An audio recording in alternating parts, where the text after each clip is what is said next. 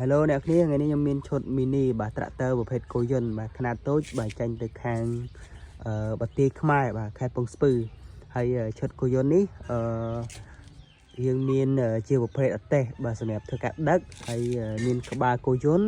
ហើយមានប្រភេទកង់ដាច់ហើយនេះកង់ជាប់ភ្ជាប់នៅនឹងហើយមាន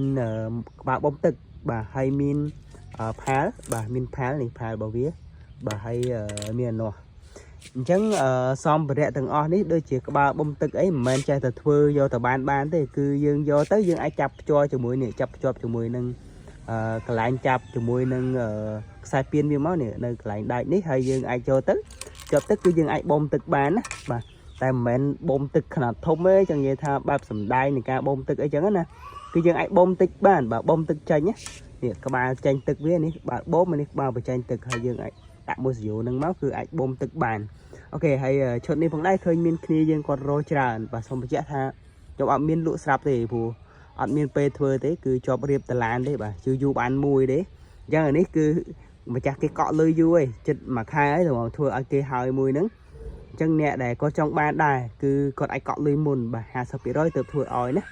អញ្ចឹងអត់មានលក់ស្រាប់ទេបញ្ជាក់ឲ្យហើយបើសិនជាចង់បានតើកក់លុយបានធ្វើឲ្យបាទហើយមានអត់ច្រើនទេព្រោះរយៈពេលធ្វើវាយូរពីចន្លោះ10ថ្ងៃទៅ20ថ្ងៃបានហើយមួយអញ្ចឹងអត់នេះទេបងប្អូនអត់មានស្រាប់ទេហើយក៏មិនមែនធ្វើពី3ថ្ងៃ